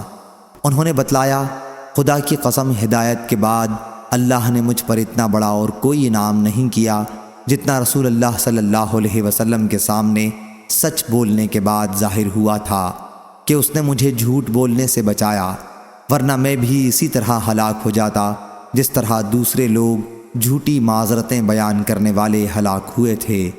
اور اللہ تعالیٰ نے ان کے بارے میں وحی نازل کی تھی کہ ان قریب یہ لوگ تمہارے سامنے جب تم ان کے پاس واپس جاؤ گے اللہ کی قسم کھا جائیں گے، آخر آیت الفاسقین تک۔ صحیح بخاری حدیث نمبر 4673۔ سمرہ بن جندب رضی اللہ عنہ نے بیان کیا کہ رسول اللہ صلی اللہ علیہ وسلم نے ہم سے فرمایا، رات خواب میں میرے پاس 2 فرشتے آئے اور مجھے اٹھا کر ایک شہر میں لے گئے جو سونے اور چاندی کی اینٹوں سے بنایا گیا تھا۔ وہاں ہمیں ایسے لوگ ملے جن کا آدھا بدن نہایت خوبصورت، اتنا کہ کسی دیکھنے والے نے ایسا حسن نہ دیکھا ہوگا، اور بدن کا دوسرا آدھا حصہ نہایت بدصورت تھا، اتنا کہ کسی نے بھی ایسی بدصورتی نہیں دیکھی ہوگی۔ دونوں فرشتوں نے ان لوگوں سے کہا جاؤ اور اس نہر میں غوطہ لگاؤ۔ وہ گئے اور نہر میں غوطہ لگا آئے۔ جب وہ ہمارے پاس آئے تو ان کی بدصورتی جاتی رہی اور اب وہ نہایت خوبصورت نظر آتے تھے۔ پھر فرشتوں نے مجھ سے کہا کہ یہ جنت عدن ہے اور آپ کا مکان یہی ہے۔ جن لوگوں کو ابھی آپ نے دیکھا کہ جسم کا آدھا حصہ خوبصورت تھا اور آدھا بدصورت، تو وہ یہ لوگ تھے جنہوں نے دنیا میں اچھے اور برے سب کام کیے تھے اور اللہ تعالیٰ نے انہیں معاف کر دیا تھا۔ صحیح بخاری حدیث نمبر 4674۔ معمر نے خبر دی، انہیں زہری نے، انہیں سعید بن مسیب نے اور ان سے ان کے والد مسیب بن حزن نے کہ جب ابو طالب کے انتقال کا وقت ہوا تو نبی کریم صلی اللہ علیہ وسلم ان کے پاس تشریف لے گئے۔ اس وقت وہاں ابو جہل اور عبداللہ بن ابی امیہ بیٹھے ہوئے تھے۔ حضرت صلی اللہ علیہ وسلم نے ان سے فرمایا، آپ ایک بار زبان سے کلمہ لا الہ الا اللہ کہہ دیجئے، میں اسی کو آپ کی نجات کے لیے وسیلہ بنا کر اللہ کی بارگاہ میں پیش کر لوں گا۔ اس پر ابو جہل اور عبداللہ بن ابی امیہ کہنے لگے، ابو طالب، کیا آپ عبد المطلب کے دین سے پھر جائیں گے؟ آپ صلی اللہ علیہ وسلم نے کہا کہ اب میں آپ کے لیے برابر مغفرت کی دعا مانگتا رہوں گا جب تک مجھے اس سے روک نہ دیا جائے۔ تو یہ آیت نازل ہوئی، نبی اور ایمان والوں کے لیے جائز نہیں کہ وہ مشرکوں کے لیے بخشش کی دعا کریں، اگرچہ وہ مشرکین رشتہ دار ہی کیوں نہ ہوں، جب ان پر یہ ظاہر ہو چکے کہ وہ یقیناً اہل دوزخ سے ہیں۔ آیت کا شان نزول بتلایا گیا ہے، یہ حکم قیامت تک کے لیے عام ہے۔ صحیح بخاری حدیث نمبر 4675۔ عبداللہ بن کعب نے خبر دی کہ ان کے والد حضرت کعب بن مالک رضی اللہ عنہ جب نابینا ہو گئے تو ان کے بیٹوں میں یہی ان کو راستے میں ساتھ لے کر چلتے ہیں۔ انہوں نے بیان کیا کہ میں نے حضرت کعب بن مالک رضی اللہ عنہ سے ان کے اس واقعے کے سلسلے میں سنا جس کے بارے میں آیت وَعَلَى ثَلَاثَةِ الَّذِينَ خَلَفُوا نازل ہوئی تھی۔ آپ نے آخر میں حضرت صلی اللہ علیہ وسلم سے عرض کیا تھا کہ میں اپنی توبہ کے قبول ہونے کی خوشی میں اپنا تمام مال اللہ اور اس کے رسول کے راستے میں خیرات کرتا ہوں، لیکن حضرت صلی اللہ علیہ وسلم نے فرمایا کہ نہیں، اپنا کچھ تھوڑا مال اپنے پاس ہی رہنے دو، یہ تمہارے حق میں بھی بہتر ہے۔ صحیح بخاری حدیث نمبر 4676۔ عبداللہ نے بیان کیا کہ میں نے اپنے والد کعب بن مالک رضی اللہ عنہ سے سنا، وہ ان 3 صحابہ میں سے تھے جن کی توبہ قبول کی گئی تھی۔ انہوں نے بیان کیا کہ 2 غزووں، غزوہ اسرت یعنی غزوہ تبوک اور غزوہ بدر کے سوا اور کسی غزوے میں کبھی میں رسول اللہ صلی اللہ علیہ وسلم کے ساتھ جانے سے نہیں رکا تھا۔ انہوں نے بیان کیا، چاشت کے وقت جب رسول اللہ صلی اللہ علیہ وسلم غزوے سے واپس تشریف لائے تو میں نے سچ بولنے کا پختہ ارادہ کر لیا، اور آپ کا سفر سے واپس آنے میں معمول یہ تھا کہ چاشت کے وقت ہی آپ مدینہ پہنچتے تھے اور سب سے پہلے مسجد میں تشریف لے جاتے اور 2 رکعت نماز پڑھتے۔ بہرحال آپ صلی اللہ علیہ وسلم نے مجھ سے اور میری طرح عذر بیان کرنے والے 2 اور صحابہ سے دوسرے صحابہ کو بات چیت کرنے سے منع کر دیا۔ ہمارے علاوہ اور بھی بہت سے لوگ جو ظاہر میں مسلمان تھے اس غزوے میں شریک نہیں ہوئے، لیکن آپ نے ان میں سے کسی سے بھی بات چیت کی ممانعت نہیں کی تھی۔ چنانچہ لوگوں نے ہم سے بات چیت کرنا چھوڑ دیا۔ میں اسی حالت میں ٹھہرا رہا، معاملہ بہت طول پکڑتا جا رہا تھا۔ ادھر میری نظر میں سب سے اہم معاملہ یہ تھا کہ اگر کہیں اس عرصے میں مر گیا تو آپ صلی اللہ علیہ وسلم مجھ پر نماز جنازہ نہیں پڑھائیں گے، یا آپ صلی اللہ علیہ وسلم کی وفات ہو جائے تو افسوس، لوگوں کا یہی طرز عمل میرے ساتھ پھر ہمیشہ کے لیے باقی رہ جائے گا، نہ مجھ سے کوئی گفتگو کرے گا اور نہ مجھ پر نماز جنازہ پڑھے گا۔ آخر اللہ تعالیٰ نے ہماری توبہ کی بشارت آپ صلی اللہ علیہ وسلم پر اس وقت نازل کی جب رات کا آخری تہائی حصہ باقی رہ گیا تھا۔ آپ صلی اللہ علیہ وسلم اس وقت حضرت ام سلمہ رضی اللہ عنہا کے گھر میں تشریف رکھتے تھے۔ حضرت ام سلمہ رضی اللہ عنہا کا مجھ پر بڑا احسان و کرم تھا اور وہ میری مدد کیا کرتی تھیں۔ آپ صلی اللہ علیہ وسلم نے فرمایا، ام سلمہ کعب رضی اللہ عنہ کی توبہ قبول ہو گئی۔ انہوں نے عرض کیا، پھر میں ان کے یہاں کسی کو بھیج کر یہ خوشخبری نہ پہنچوا دوں؟ آپ صلی اللہ علیہ وسلم نے فرمایا، یہ خبر سنتے ہی لوگ جمع ہو جائیں گے اور ساری رات تمہیں سونے نہیں دیں گے۔ چنانچہ حضرت صلی اللہ علیہ وسلم نے فجر کی نماز پڑھنے کے بعد بتایا کہ اللہ نے ہماری توبہ قبول کر لی ہے۔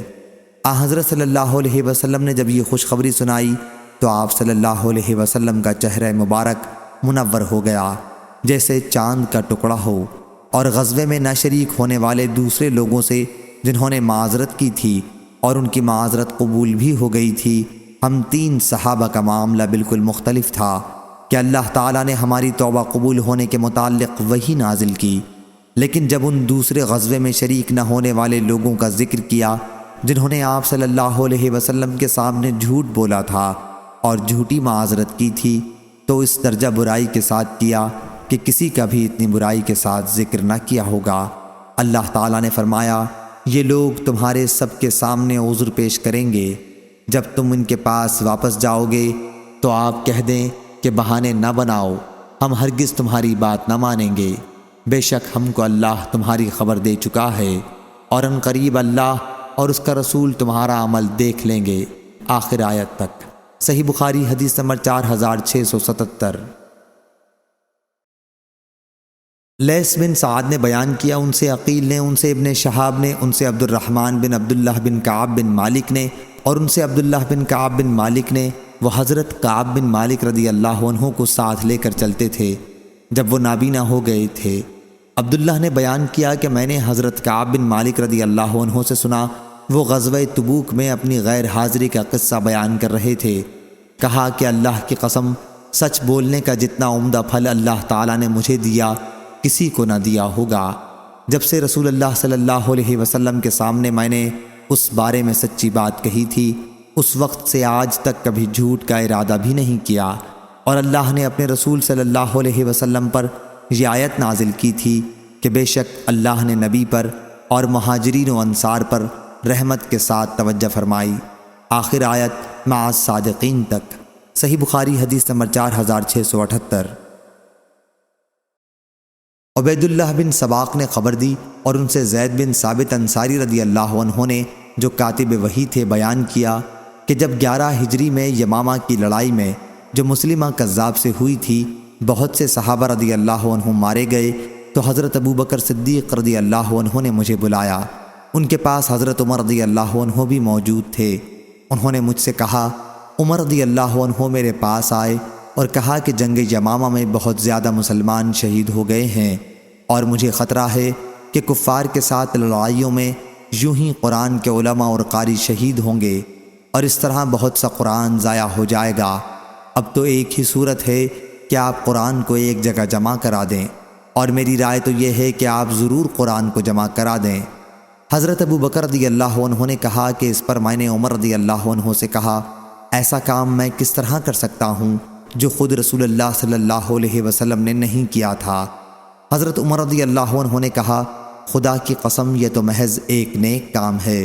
اس کے بعد عمر رضی اللہ عنہ مجھ سے اس معاملے پر بات کرتے رہے، اور آخر میں اللہ تعالیٰ نے اس خدمت کے لیے میرا بھی سینہ کھول دیا، اور میری بھی رائے وہی ہو گئی جو عمر رضی اللہ عنہ کی تھی۔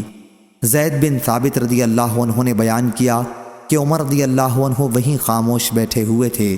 پھر ابو بکر رضی اللہ عنہ نے کہا، تم جوان اور سمجھدار ہو، ہمیں تم پر کسی قسم کا شبہ نہیں، اور تم حضرت صلی اللہ علیہ وسلم کی وحی لکھا بھی کرتے تھے، اس لیے تم ہی قرآن مجید کو جا بجا سے تلاش کر کے اسے جمع کر دو۔ خدا کی قسم کہ اگر حضرت ابو بکر رضی اللہ عنہ مجھ کو کوئی پہاڑ اٹھا کے لے جانے کے لیے کہتے تو یہ میرے لیے اتنا بھاری نہ تھا جتنا قرآن کی ترتیب کا حکم۔ میں نے عرض کیا، آپ لوگ ایک ایسے کام کے کرنے پر کس طرح آمادہ ہو گئے جسے رسول اللہ صلی اللہ علیہ وسلم نے نہیں کیا تھا؟ تو ابو بکر رضی اللہ عنہ نے کہا کہ خدا کی قسم یہ ایک نیک کام ہے۔ پھر میں ان سے اس مسئلے پر گفتگو کرتا رہا یہاں تک کہ اللہ تعالیٰ نے اس خدمت کے لیے میرا بھی سینہ کھول دیا، جس طرح ابو بکر و عمر رضی اللہ عنہ کا سینہ کھولا تھا۔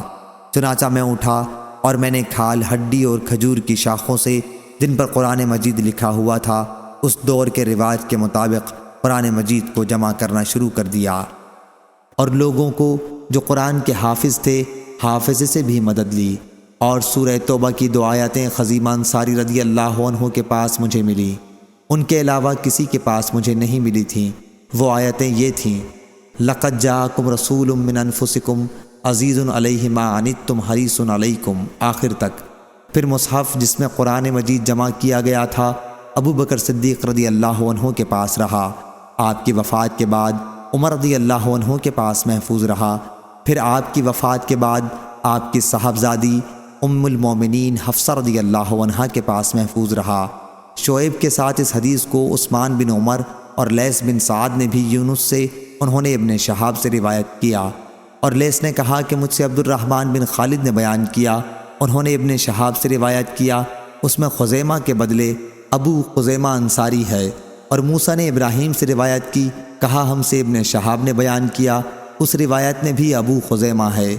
موسیٰ بن اسماعیل کے ساتھ اس حدیث کو یعقوب بن ابراہیم نے بھی اپنے والد ابراہیم بن سعد سے روایت کیا، اور ابو ثابت محمد بن عبید اللہ مدنی نے کہا ہم سے ابراہیم نے بیان کیا، اس روایت میں شک کے ساتھ خزیمہ یا ابو خزیمہ مذکور ہے۔ صحیح بخاری حدیث نمبر 4679۔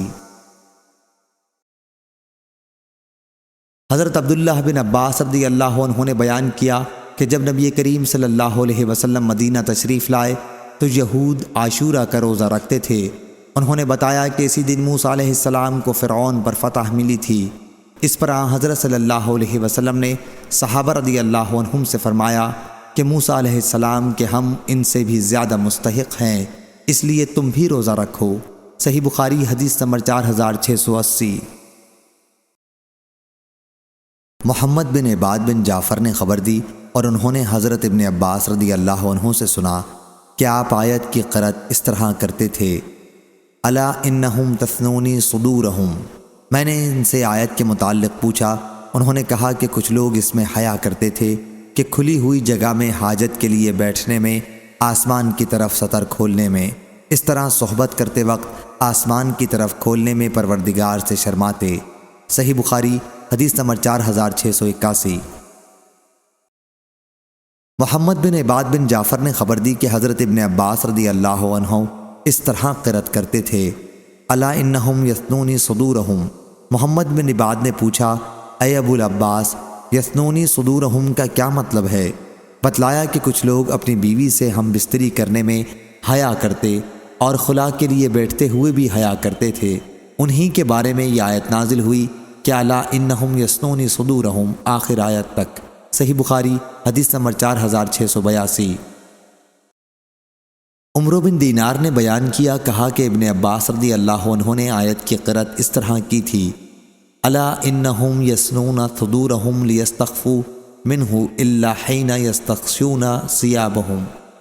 اور عمر بن دینار کے علاوہ اوروں نے بیان کیا حضرت ابن عباس رضی اللہ عنہ سے کہ یستغشون یعنی اپنے سر چھپا لیتے ہیں، ثنیبہم یعنی اپنی قوم سے وہ بدگمان ہوا، وذاق بہم یعنی اپنے مہمانوں کو دیکھ کر وہ بدگمان ہوا کہ ان کی قوم انہیں بھی پریشان کرے گی، بقطع من اللیل یعنی رات کی سیاہی میں۔ اور مجاہد نے کہا انیب کے معنی میں رجوع کرتا ہوں، متوجہ ہوتا ہوں۔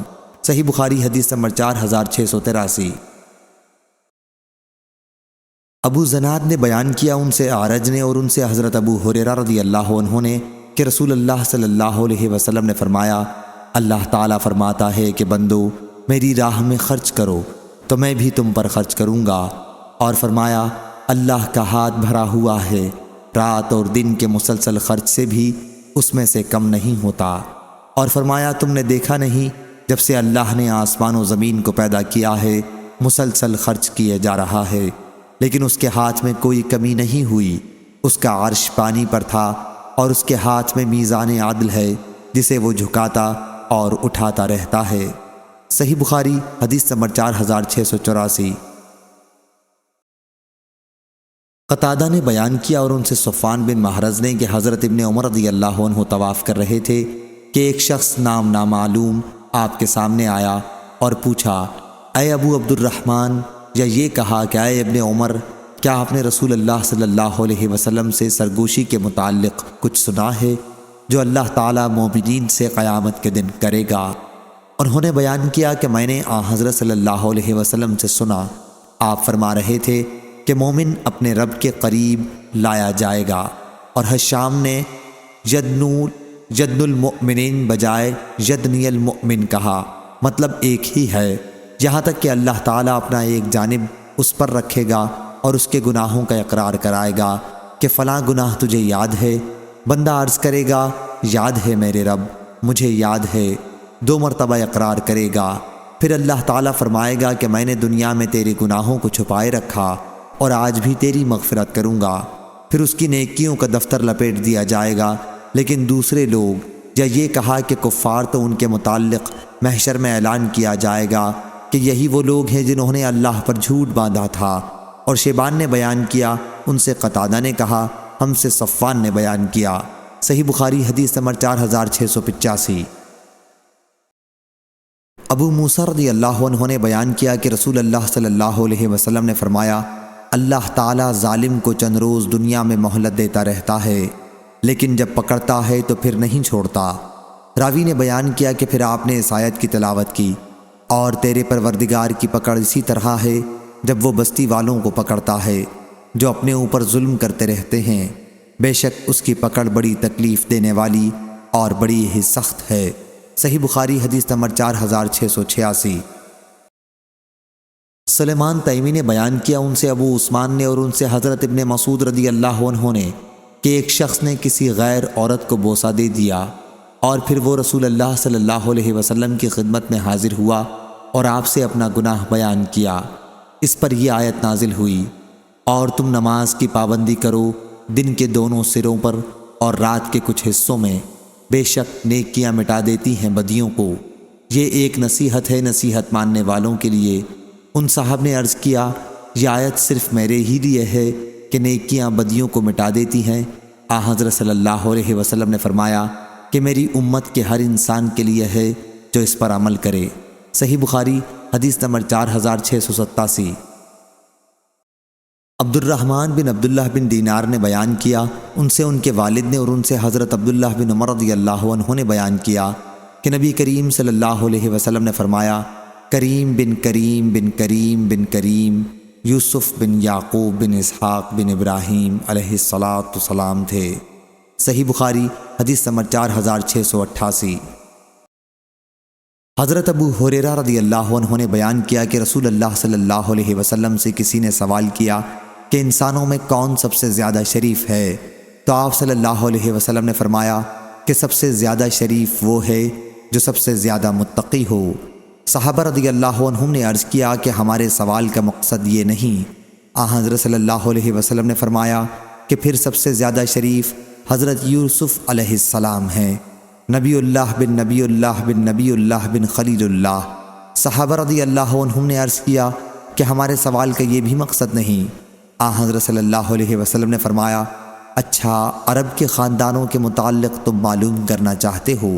صحابہ رضی اللہ عنہم نے عرض کیا، جی ہاں۔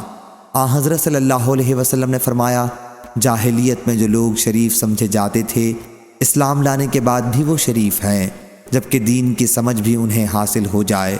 اس روایت کے مطابق ابو اسامہ نے عبید اللہ سے کی ہے۔ صحیح بخاری حدیث نمبر 4689۔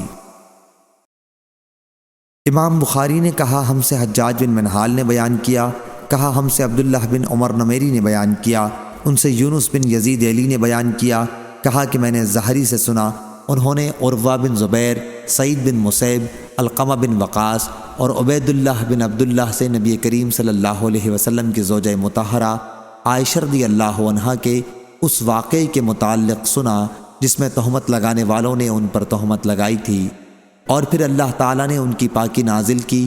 ان تمام لوگوں نے مجھ سے اس قصے کا کچھ ٹکڑا بیان کیا۔ نبی کریم صلی اللہ علیہ وسلم نے عائشہ رضی اللہ عنہا سے فرمایا کہ اگر تم بری ہو تو عنقریب اللہ تعالیٰ تمہاری پاکی نازل کر دے گا، لیکن اگر تو آلودہ ہو گئی ہے تو اللہ سے مغفرت طلب کر اور اس کے حضور میں توبہ کر۔ عائشہ رضی اللہ عنہا نے بیان کیا کہ میں نے اس پر کہا، خدا کی قسم، میری اور تمہاری مثال یوسف علیہ السلام کے والد جیسی ہے، اور انہی کی کہی ہوئی بات میں بھی دہراتی ہوں کہ سو صبر کرنا ہی اچھا ہے، اور تم جو کچھ بیان کرتے ہو اس پر اللہ ہی مدد کرے گا۔ اس کے بعد اللہ تعالیٰ نے عائشہ رضی اللہ عنہا کی پاکی میں سورہ نور کی ان الذین جاؤوا بالافک سے آخر تک 10 آیات اتاری۔ صحیح بخاری حدیث نمبر 4690۔ ام رومان رضی اللہ عنہا نے بیان کیا، وہ حضرت عائشہ رضی اللہ عنہا کی والدہ ہیں۔ انہوں نے بیان کیا کہ میں اور عائشہ بیٹھی ہوئی تھی کہ عائشہ رضی اللہ عنہا کو بخار چڑھ گیا۔ حضرت صلی اللہ علیہ وسلم نے فرمایا کہ غالباً یہ ان باتوں کی وجہ سے ہوا ہوگا جن کا چرچا ہو رہا ہے۔ حضرت ام رومان رضی اللہ عنہا نے عرض کیا کہ جی ہاں۔ اس کے بعد حضرت عائشہ رضی اللہ عنہا بیٹھ گئیں اور کہا کہ میری اور آپ لوگوں کی مثال یعقوب علیہ السلام اور ان کے بیٹوں جیسی ہے، اور تم لوگ جو کچھ بیان کرتے ہو اس پر اللہ ہی مدد کرے۔ صحیح بخاری حدیث نمبر 4691۔ شعبہ نے بیان کیا، ان سے سلیمان نے، ان سے ابو وائل نے کہ حضرت عبداللہ بن مسعود رضی اللہ عنہ نے حیت لک پڑھا اور کہا کہ جس طرح ہمیں یہ لفظ سکھایا گیا ہے اسی طرح ہم پڑھتے ہیں۔ مثوا یعنی اس کا ٹھکانہ درجہ، الفیہ پایا اسی سے ہے۔ الفوا آباہم اور الفیہ دوسری آیتوں میں، اور ابن مسعود رضی اللہ عنہ سے سورہ والصفات میں بل عجبت ویسخرون منقول ہے۔ صحیح بخاری حدیث نمبر 4692۔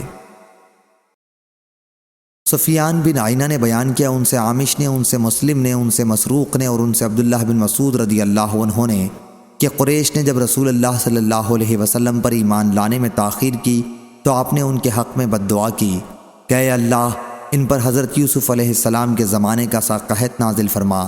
چنانچہ ایسا قحط پڑا کہ کوئی چیز نہیں ملتی تھی اور وہ ہڈیوں کے کھانے پر مجبور ہو گئے تھے۔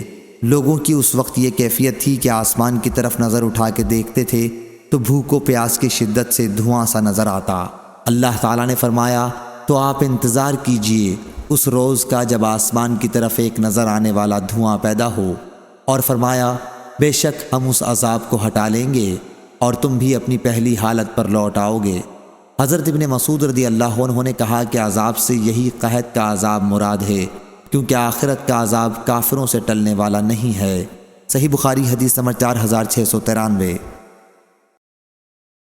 سعید بن مسیب اور ابو سلمہ بن عبد الرحمن نے بیان کیا، اور ان سے حضرت ابو ہریرہ رضی اللہ عنہ نے بیان کیا کہ رسول اللہ صلی اللہ علیہ وسلم نے فرمایا اللہ لوط علیہ السلام پر اپنی رحمت نازل فرمائے کہ انہوں نے ایک زبردست سہارے کی پناہ لینے کے لیے کہا تھا، اور اگر میں قید خانے میں اتنے دنوں تک رہ چکا ہوتا جتنے دن یوسف علیہ السلام رہے تھے تو بلانے والے کی بات رد نہ کرتا، اور ہم کو تو ابراہیم علیہ السلام کے بنسبت شک ہونا زیادہ سزاوار ہے۔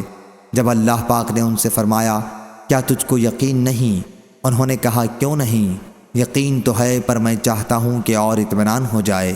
صحیح بخاری حدیث نمبر 4694۔ عروہ بن زبیر نے خبر دی، اور ان سے حضرت عائشہ رضی اللہ عنہا نے بیان کیا، عروہ نے ان سے آیت حتی اذا استیاس الرسل کے متعلق پوچھا تھا۔